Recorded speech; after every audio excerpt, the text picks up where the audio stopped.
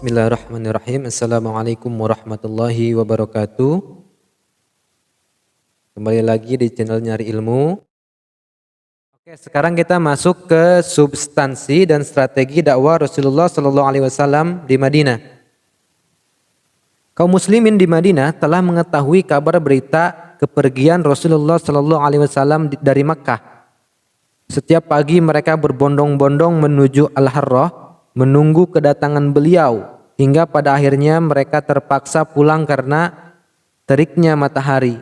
Suatu hari mereka juga terpaksa pulang setelah lama menunggu kedatangan Rasulullah Shallallahu Alaihi Wasallam. Tak kala mereka sudah beranjak ke rumah masing-masing, seorang laki-laki Yahudi naik ke atas atap rumahnya, lalu dia melihat Rasulullah Shallallahu Alaihi Wasallam dan para sahabatnya memakai baju putih. Saat itu seisi Madinah semuanya berangkat untuk menyambut.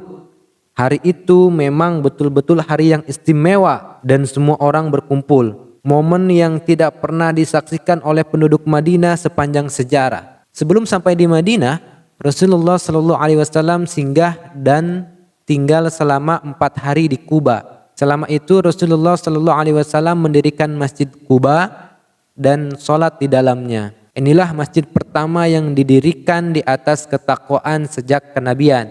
Memasuki hari kelima, tepatnya hari Jumat, Rasulullah Shallallahu Alaihi Wasallam bertolak menuju Madinah.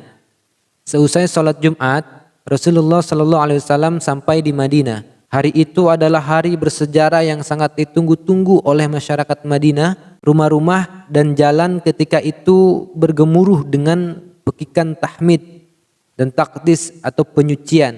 Putra-putri kaum Ansor menyanyikan bait-bait syair sebagai ekspresi kegembiraan.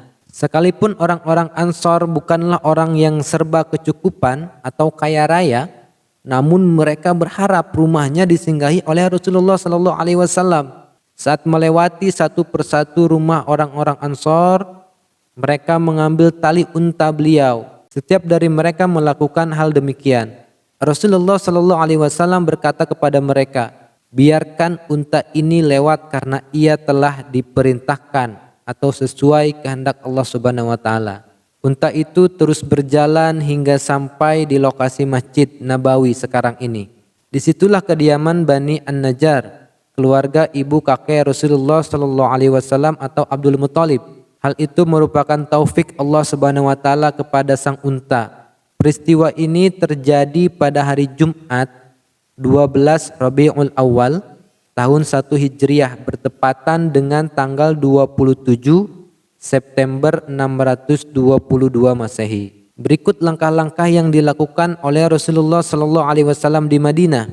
Yang pertama adalah membangun masjid. Langkah pertama yang dilakukan oleh Rasulullah Shallallahu Alaihi Wasallam adalah mendirikan masjid yang kemudian diberi nama Masjid Nabawi. Pada lokasi unta tersebut duduk, beliau memerintahkan mendirikan masjid ini. Beliau sendiri ikut serta dalam proses pembangunan.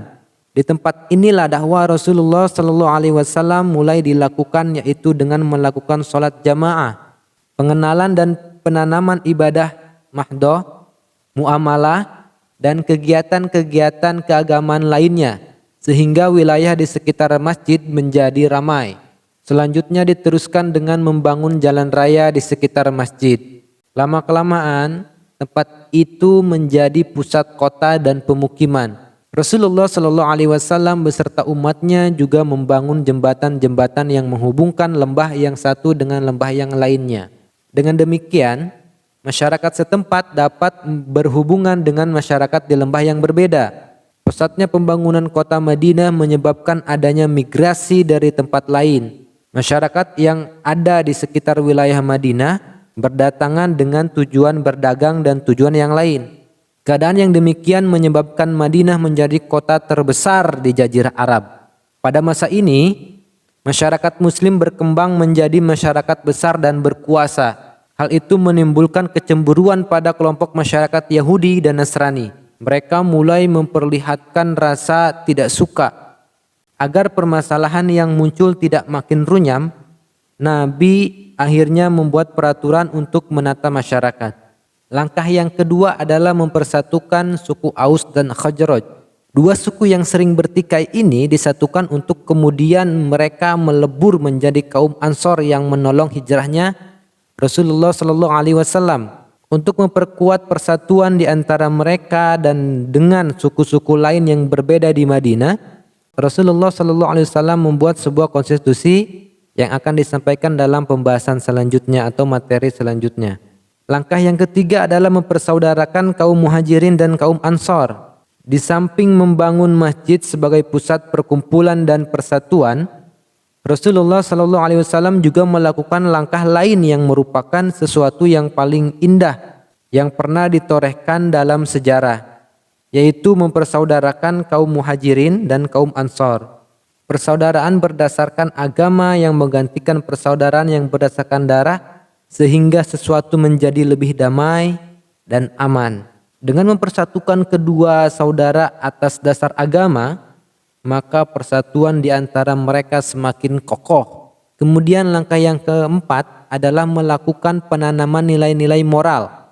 Dengan berbagai langkah yang dilakukan oleh Rasulullah Shallallahu Alaihi Wasallam, beliau telah berhasil menancapkan pilar-pilar masyarakat baru.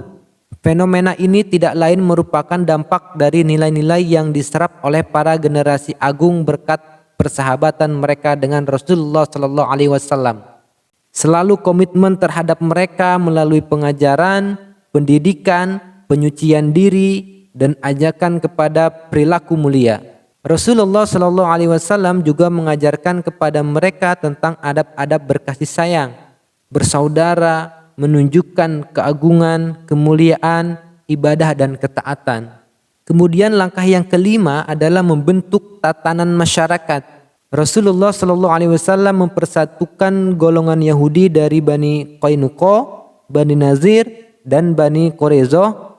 Rasulullah Shallallahu Alaihi Wasallam membentuk suatu perjanjian yang melindungi hak-hak asasi manusia di Madinah dan kemudian disebut dengan Piagam Madinah.